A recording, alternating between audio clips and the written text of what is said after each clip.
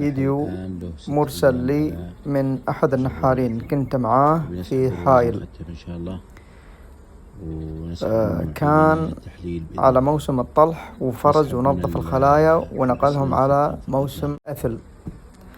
طيب، طبعا أنا أي نحال أزوره أدخل معه في تفاصيل كثير عن الأعسال، فلما رحت استكشف معه الموقع هذا اللي فيه الأثل، مثل ما انتم شايفين فقط خلال 5 أيام النحل ختم أعلى البرواز، خلال 5 أيام فقط من أول ما نزل النحال، علما أن سلالة النحل مصرية. طبعا هذا موضوع للنقاش فقط، فكنا نسولف هل هذا العسل الحين المختم يعتبر عسل ناضج أم لا. قام سوى تجربة، استخرج مثل ما انتم شايفين عينة من هذا العسل المختم. طبعا العسل أنا موجود وذقت العسل، عسل طلح صافي، عسل طلح رائحة ومذاق ونكهة ورائحة، قصدي عسل أثل صافي نكهة ومذاق ورائحة، والمرعى ما شاء الله قوي.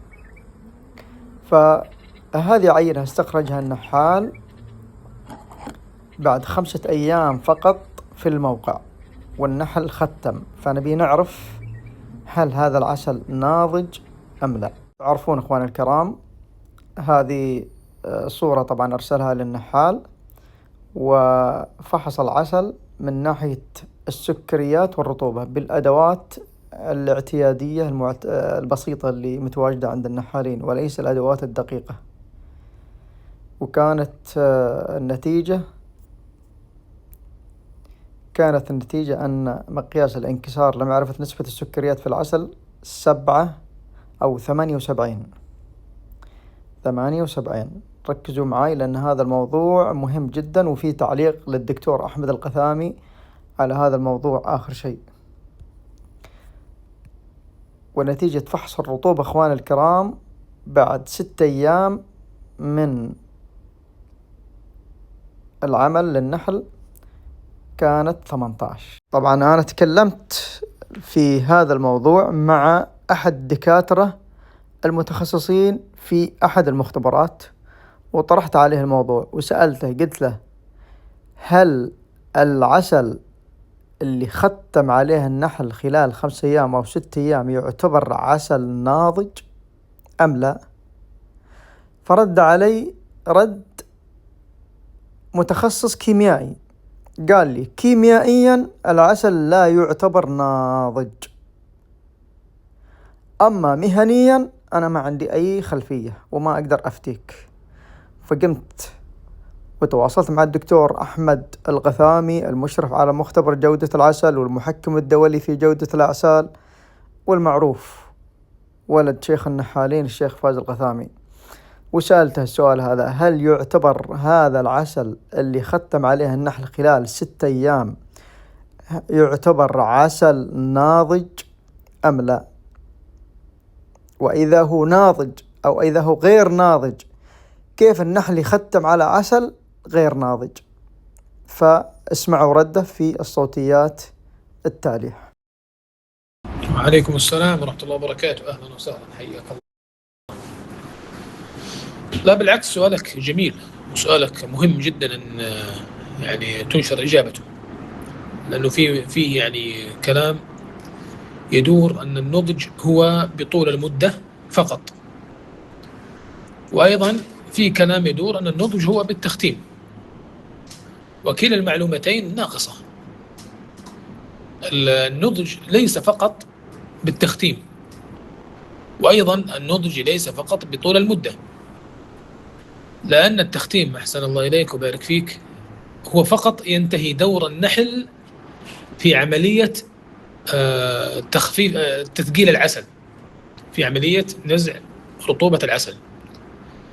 النحل بمجرد أن يرى أن العسل أصبح في قوام كافي مناسب خلاص يختم عليه. وأيضا حتى التختيم ترى هو سلوك في بعض فصائل النحل، تجد أن النحل يختم العسل وتجد يعني سريع في التختيم، وفي بعض الفصائل السلوك هو عدم التختيم تماما. تجد في بعض النحل لا يختم بعض الأنواع فصائل، يعني لا تختم، ما تضع الختم على الشمع على العيون السداسية. وبعض فصائل النحل تجدها سريعة التختيم. على أي حال، النحل في الغالب أول ما يجني الرحيق يكون برطوبة عالية، يعمل النحل على تثقيله، ينزع بعنصرين هي الرفرفة وكثرة المناولة. يعني نحلة تعطي نحلة، أو نفس النحلة تسحب وتعيد ترجع من جديد، تسحب بخرطومها الوسطاني وترجع بالخرطومين الجانبيين، وهكذا ألين ما يصبح العسل قوامه ثقيل. إذا وصل لرطوبة مناسبة تراها النحلة مناسبة تختم عليه، وهنا تبدأ عملية النضج الأخرى اللي هو التفاعل الكيميائي للعناصر الموجودة داخل العسل.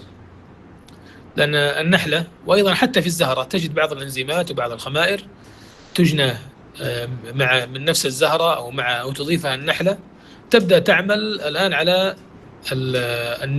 التنضيج الكيميائي اللي هو تكسير. وصل إلى مستوى يرى أن العسل في هذه الحالة مناسب من ناحية الرطوبة، ولكن يتبقى أن تترك العسل مدة كافية حتى فعلا يصل إلى الاستقرار في نضج العناصر، في أن الأنزيمات والخمائر عملت عملها في تكسير السكريات المعقدة والدهون المعقدة والبروتين المعقد وبعض العناصر المعقدة، وتحولها إلى بسيطة سهلة الهضم، سواء كان نشا أو دهون أو بروتين أو سكروز أو غيره.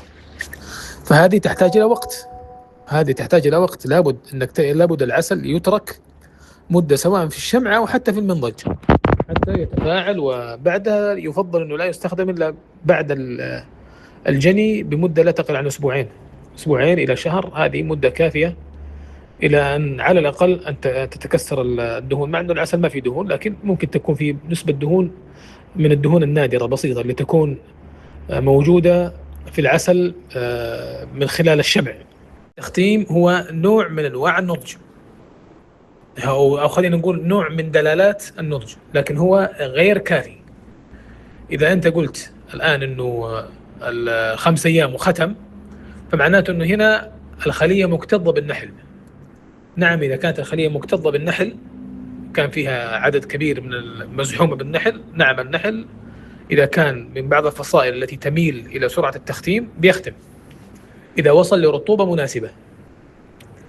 ولكن عملية النضج الكيميائي هذه بالإمكان أن تكون حتى خارج الخلية، ما في مشكلة. إذا أنت شفت النحل ختم، افرز وخليه في المنضج مدة كافية، 2 إلى شهر، حتى يعني تراها نضجا تاما، وبعدها بإمكانك أنك تستخدمه يعني أو تبيعه أو تتصرف به عادي. بارك الله فيك.